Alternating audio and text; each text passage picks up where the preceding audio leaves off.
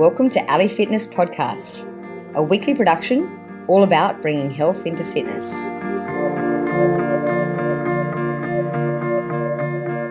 So in 1978, at the age of 24, he dropped dead.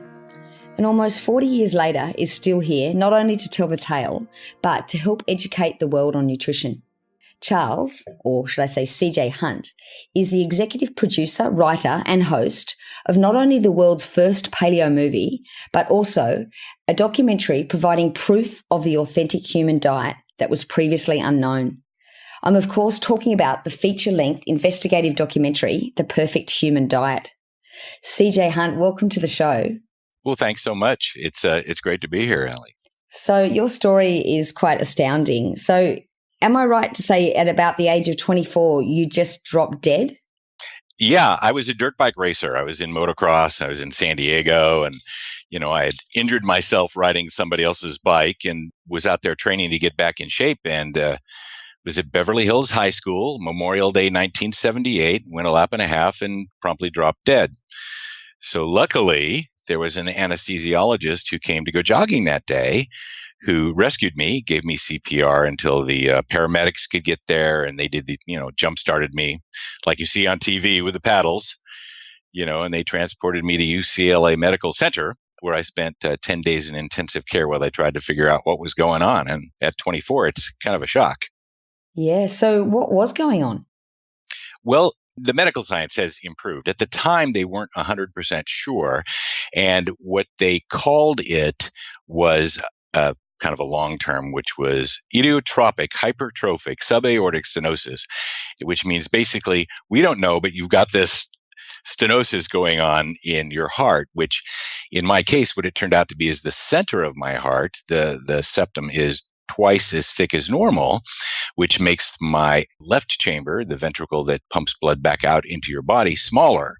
And so I had physical problems that had started to manifest, and I also had electrical problems that were, I could be sitting at a desk and get all dizzy, and just because my heart took off by itself. So that's kind of it. Now we know that that's a birth defect and that it runs in certain family lines. And in fact, we found out my brother and my dad have it after we found out about me.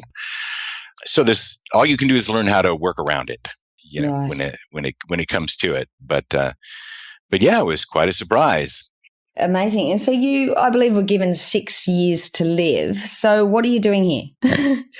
Oh, well, yeah, that's interesting. They threw around a lot of numbers. It's like, if I was to continue exercising and jogging, at that time they thought if I made it 2.5 years, that would be pretty good. And then of course other folks stretched it out a little bit. But, I have a lot of friends that ask the same thing. Why are you still here? I'm sure they don't mean it in a derogative way. No, they're just teasing. I think a lot of it had to do with the interest in health and well-being that incident, spawned in me. And I started looking at everything I could and, reading up on what was available at the time. Of course, this was pre-internet, so none of that was available.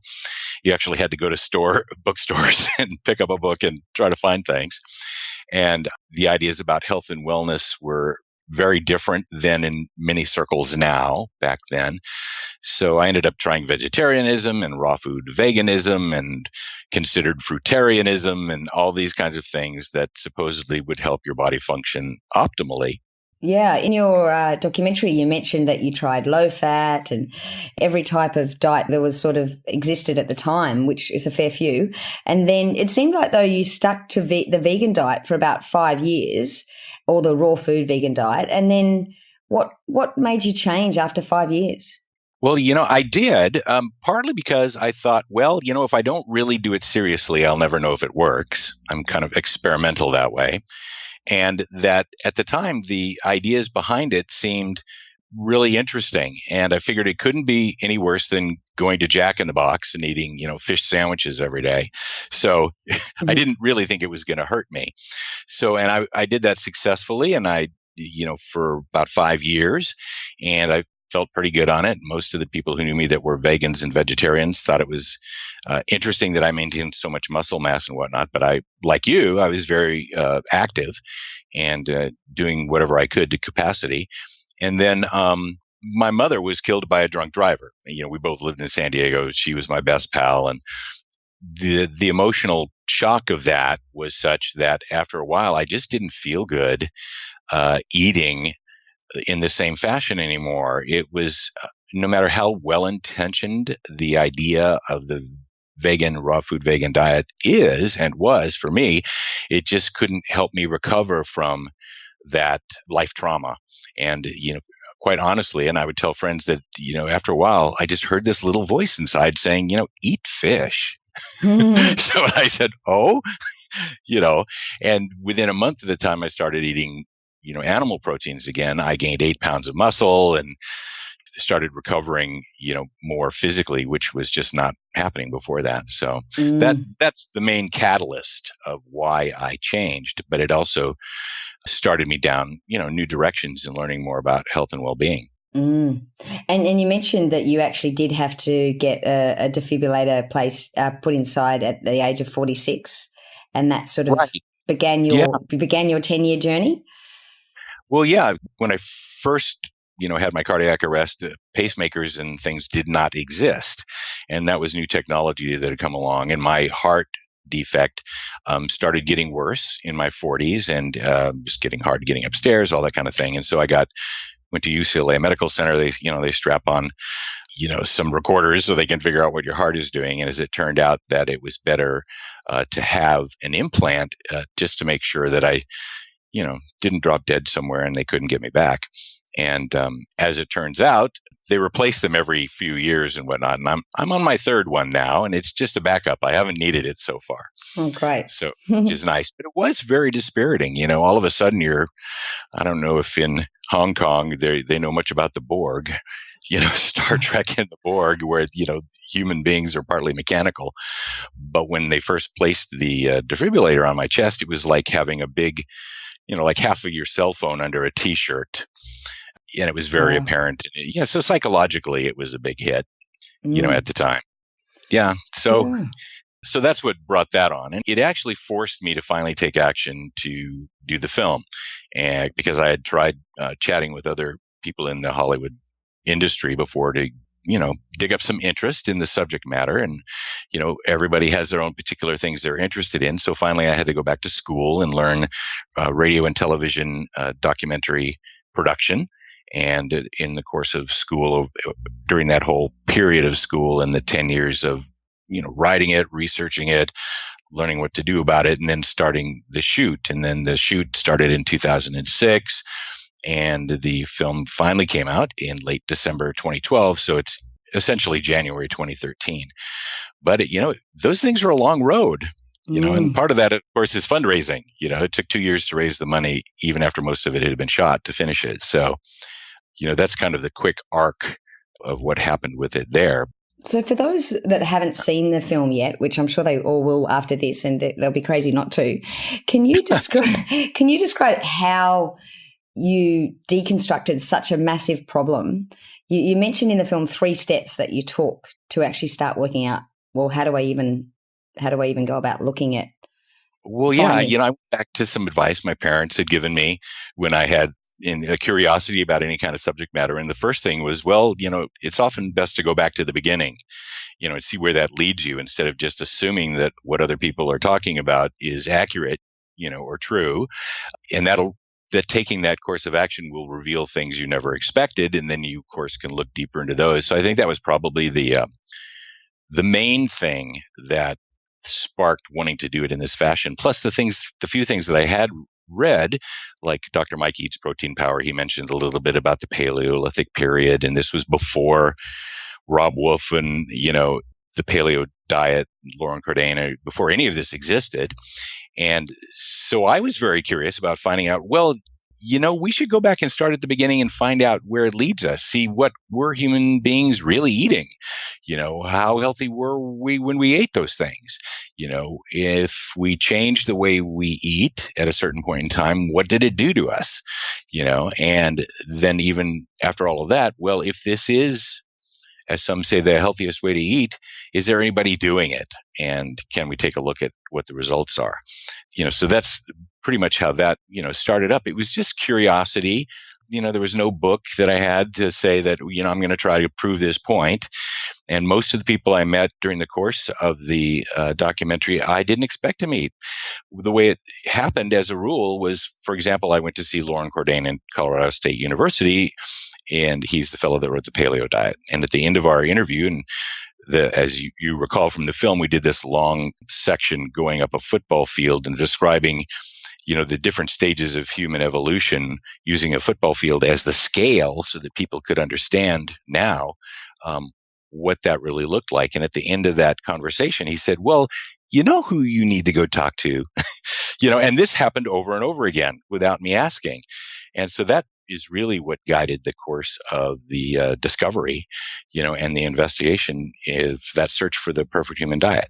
Well, for me, actually, that was probably one of the most exciting parts of the film was just seeing the analogy of the football field and the times and the years, and to see that you pointed out that 91 years ago, the industrial period was where I think you said 70% of our food diet now comes from this tiny little period, tiny part of the football field compared to the rest of, going back for 2 million years.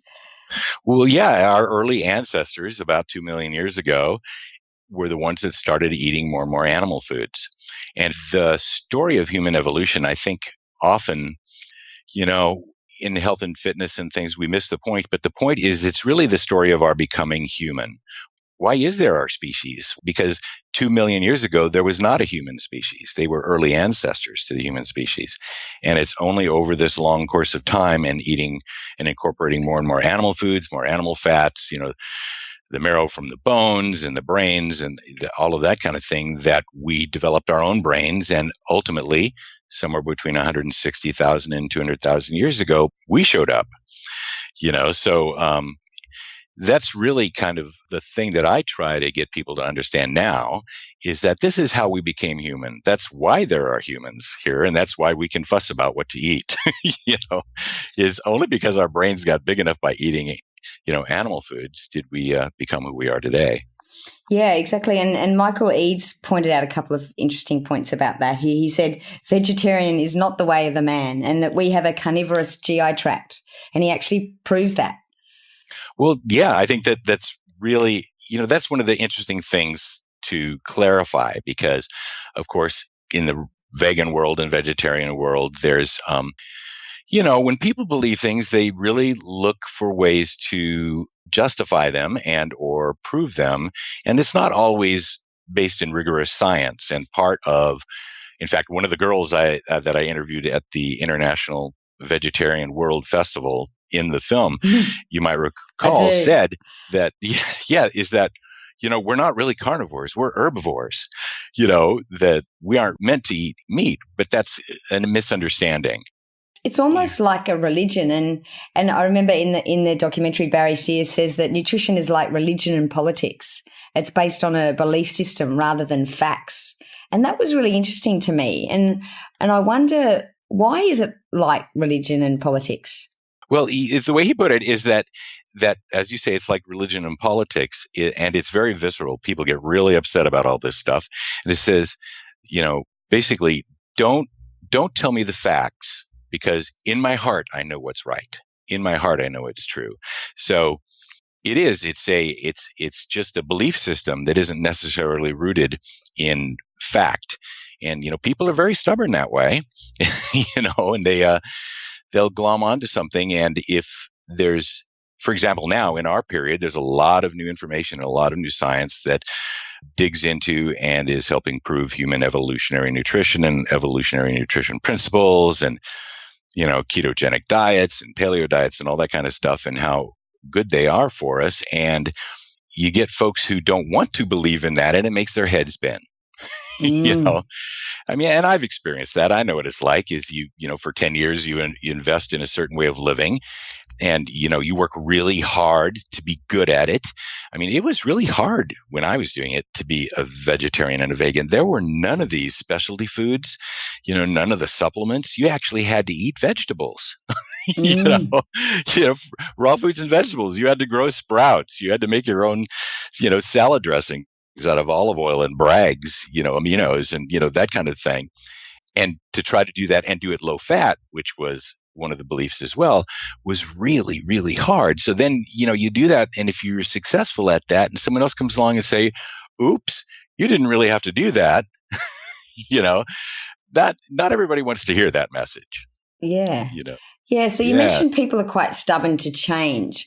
And I guess we're sort of coming up with a couple of different resistance. One is the belief system. And then also, I guess, the public policy isn't really helping educate people. In fact, quite the contrary. What are your thoughts around that?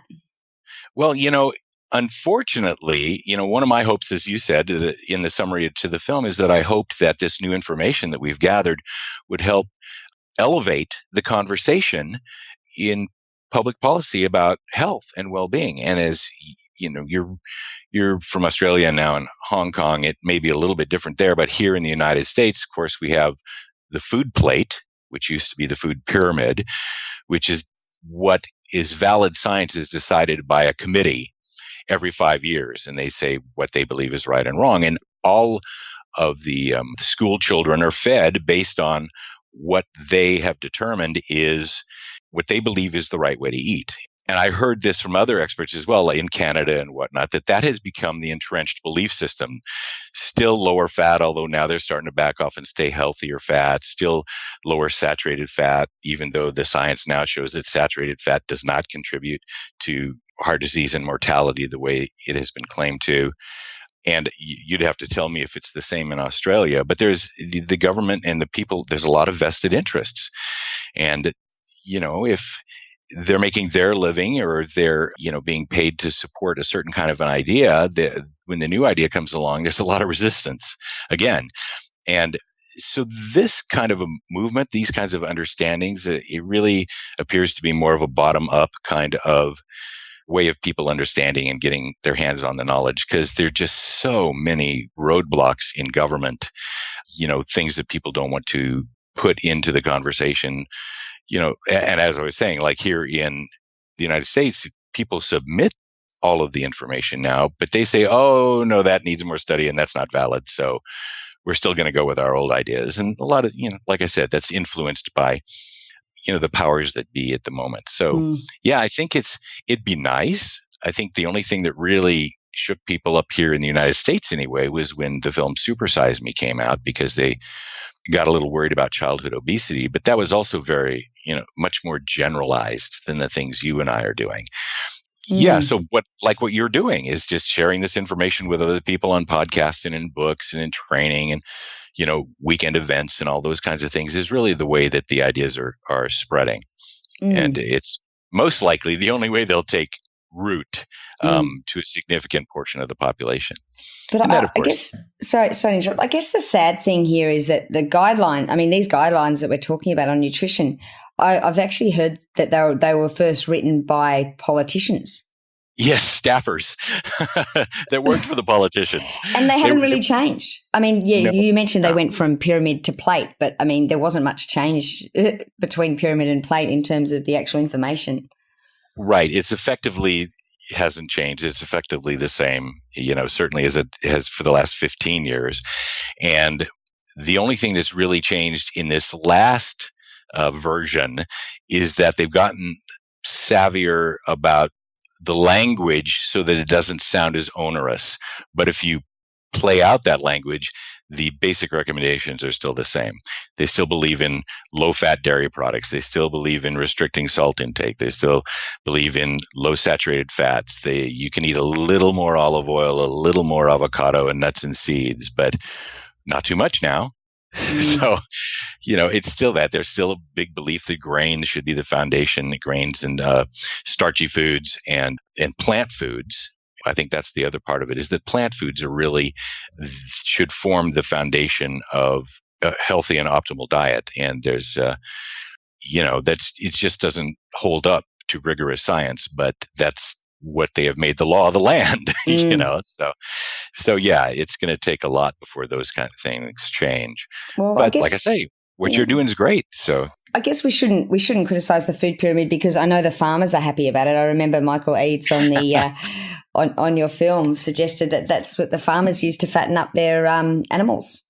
Well, yeah, it was funny because he had told me that story a number of years ago, and I asked him to repeat it. And what he did, he went to, there was all this argument about eating the food pyramid and how healthy it was for you, and he figured out what the ratio of the elements of the food pyramid would be.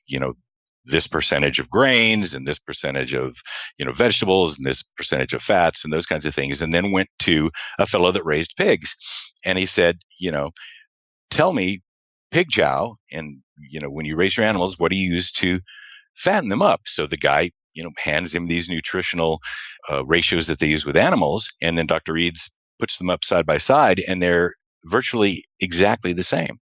So what the government was telling us to eat as healthy is the same formula that farmers were using to fatten up their animals. So we called it the feedlot pyramid instead of the food pyramid. So yeah, it's pretty astounding. That's when crazy. you start checking these things out. Yeah, and most people don't hear about that kind of stuff. I also liked in the film though where you talked about like the First Nations people and like the Aborigines in Australia and Canada, and how they sort of, it was an intuition between how they found the links between their ancestral diet and evolutionary nutrition.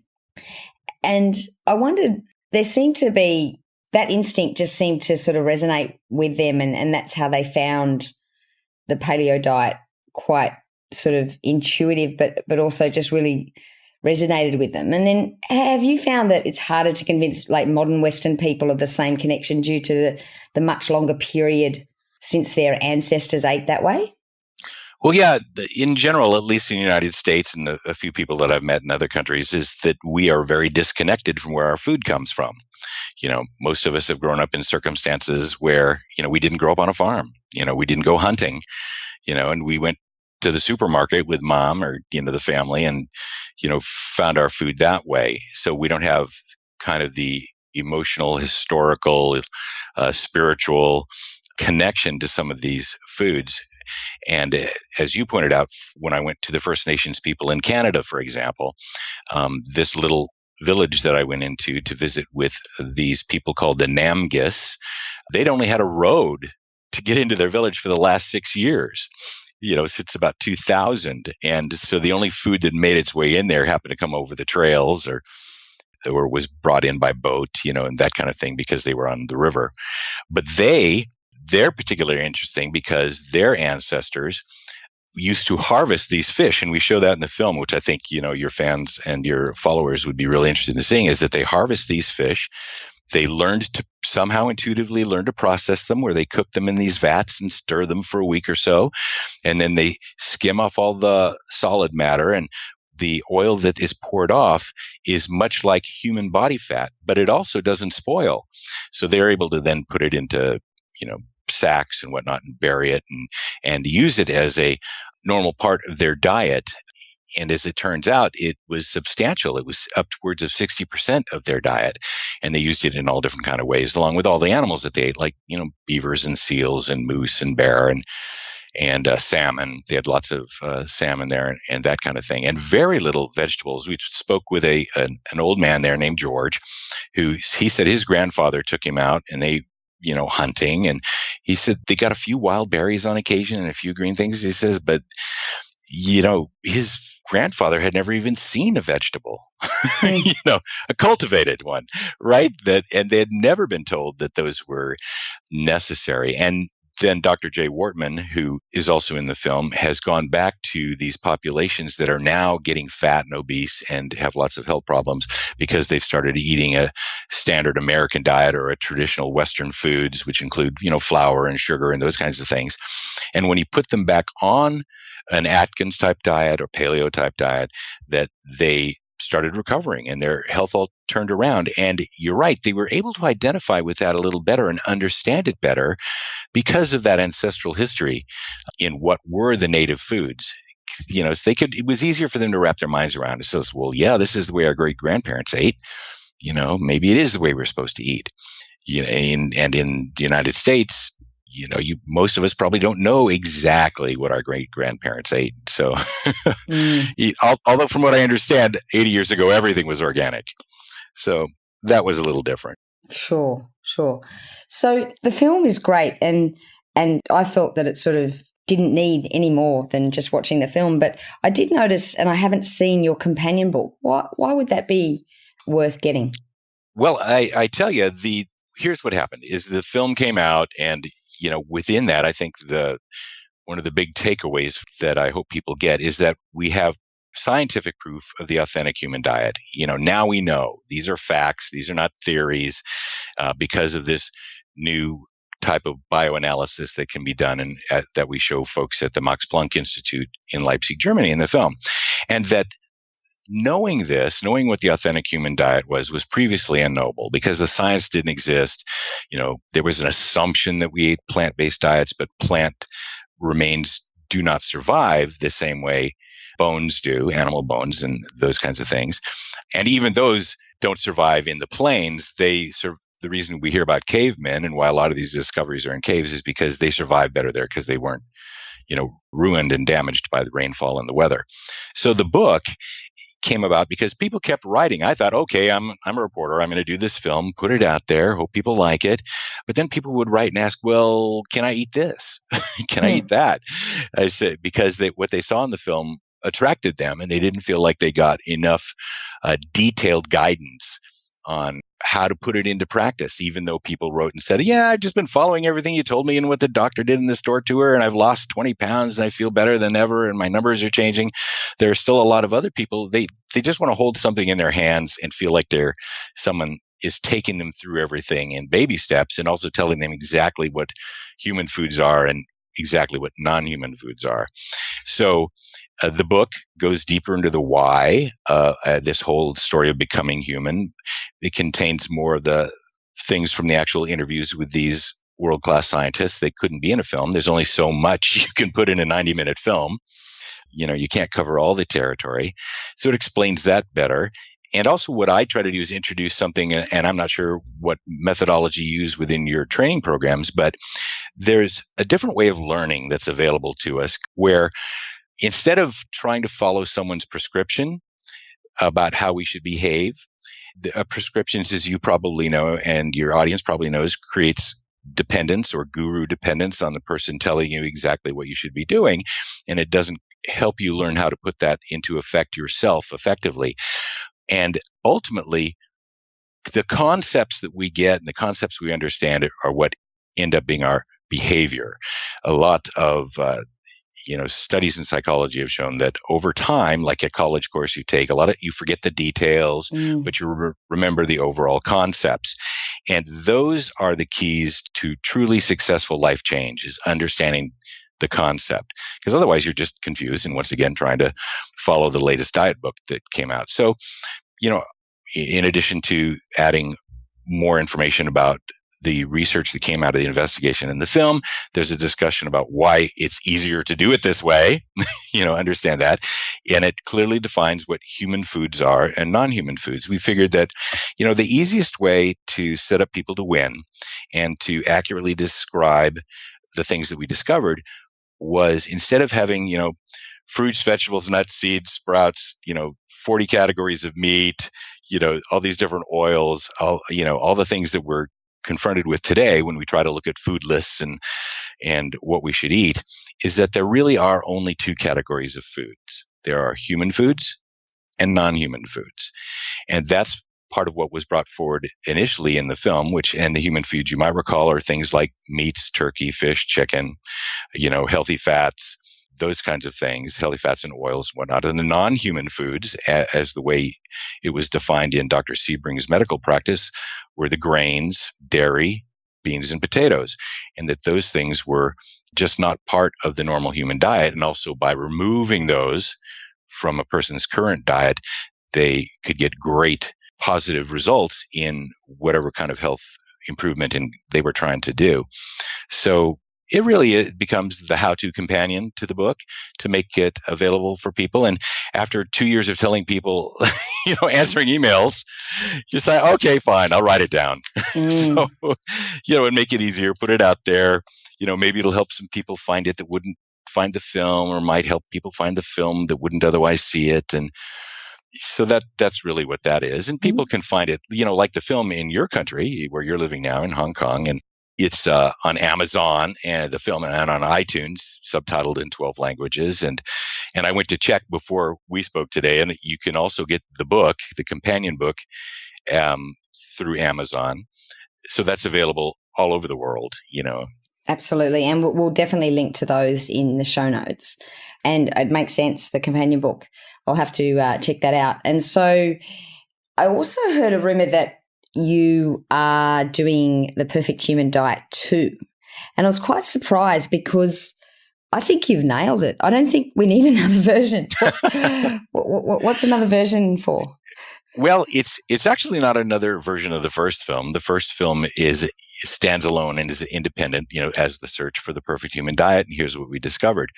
And over the course of time, I think, as you're well aware, that there's a lot of misinformation that people believe is fact, again, about health and sustainability and animal foods, and are animal foods destroying the planet? And if you ate soy burgers every day of the week instead of animal foods, it would stop global warming, lots of that kind of thing. Obviously, I'm exaggerating, but Rob Wolf and I talked about this, and what we thought was really important was to take the next step. And whereas it was wholly independent investigation on the first one, the second one is, what do we need to find in order to set the record straight? And it's to, again, go and talk to world-class folks that work in the trenches, that have the science, that can answer these things in such a way that we can then go, aha, now I understand. And, getting rid of every cow on the planet is not necessarily going to help us. It's so we get more into all of that idea of the regenerative agriculture versus simply trying to sustain things. I mean, nothing, vegetarian way of eating, what people don't seem to question very often, is not sustainable. So I don't know why they're just fussing about animal products. It's, the water it takes, the land it takes, the fact that when you want to grow wheat or corn, you have to kill everything else that existed, on the land, and monocrop.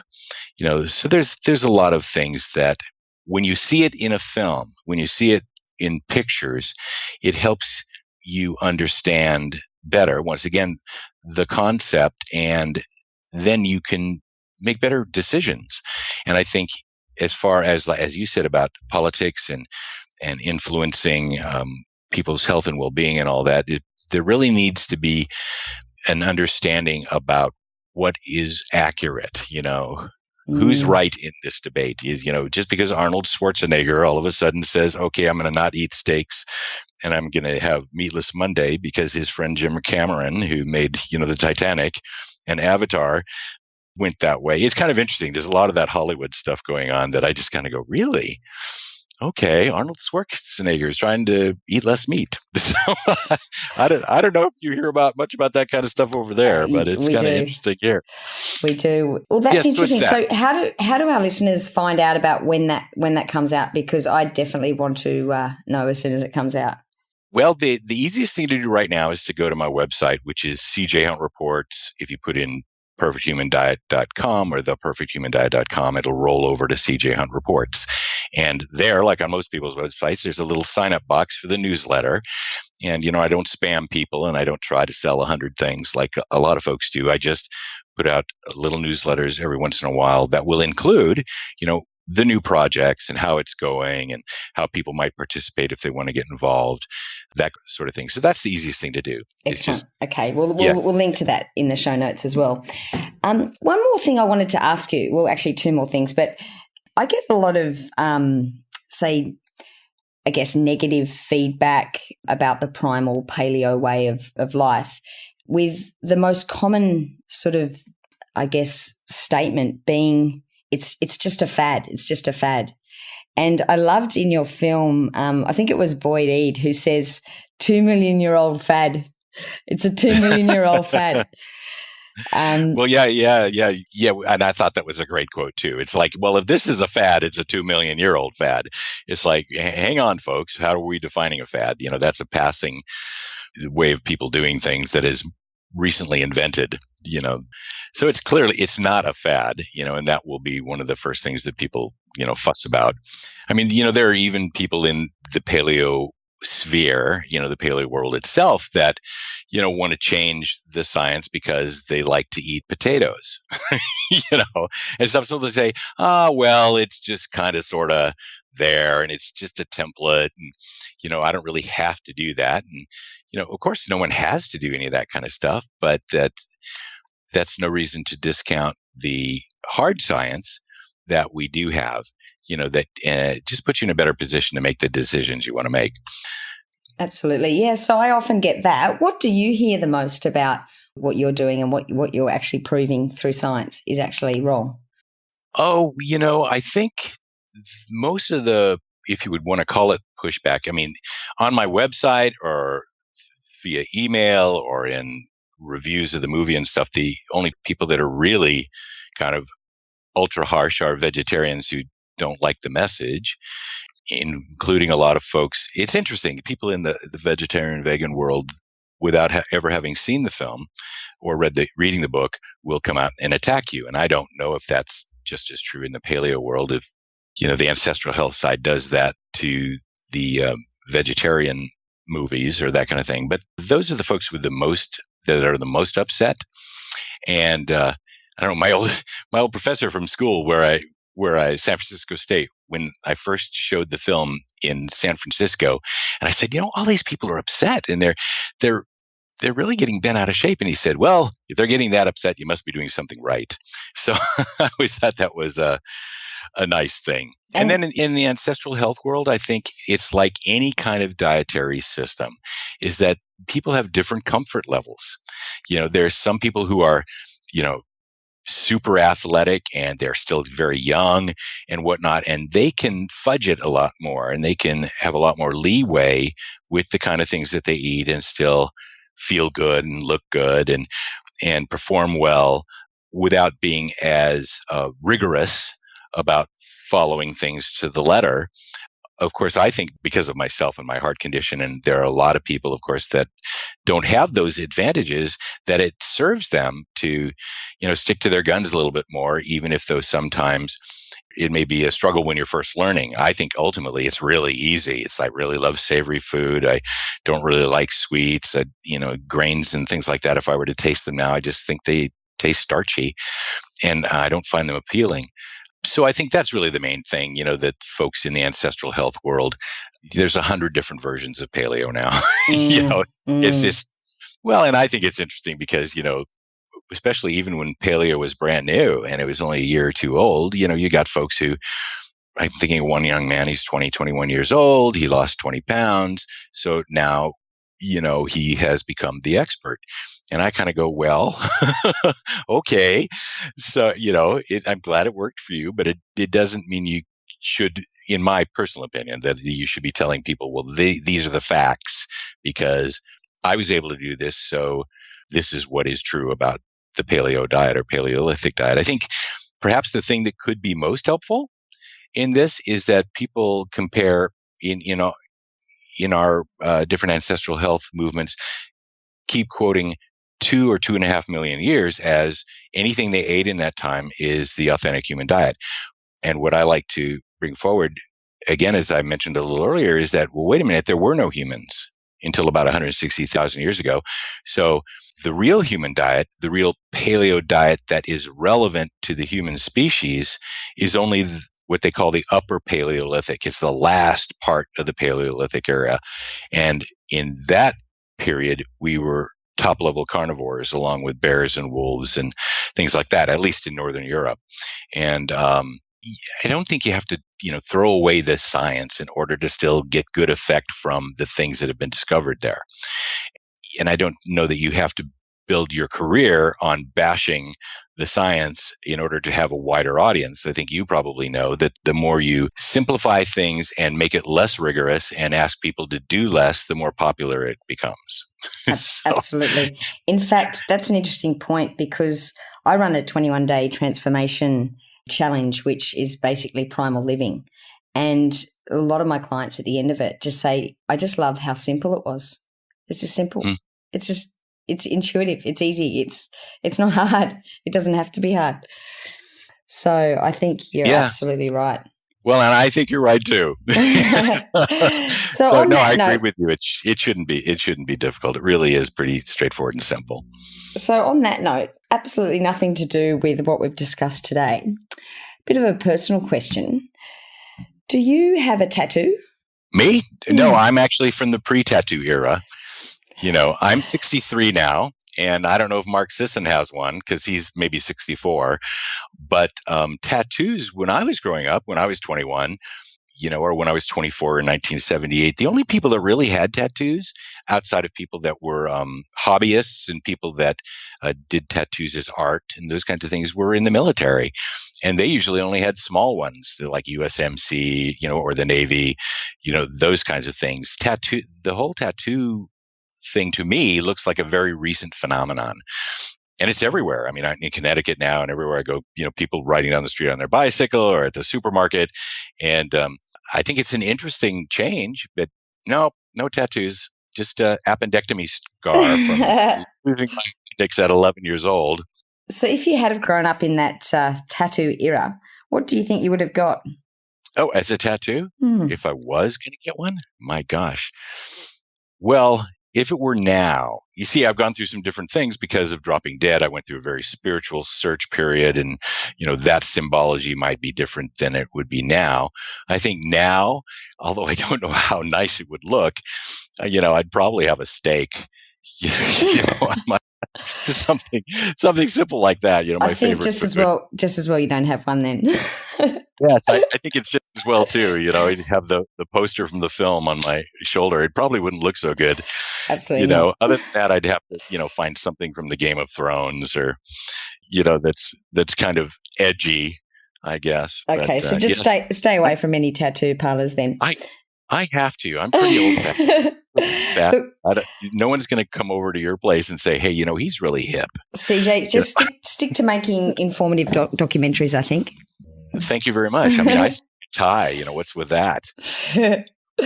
Look, thank you so much for coming on the show today. Really appreciate it. And I know our listeners will be looking out for the Perfect Human Diet too, like I will be.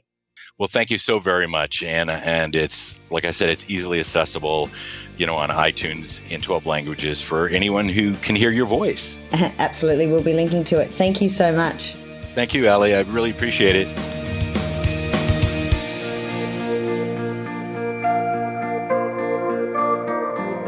For all the resources and show notes from today's episode, please go to www.ali.fitness. If you liked today's episode, please show your appreciation by going to iTunes, give us a 5-star review and subscribe.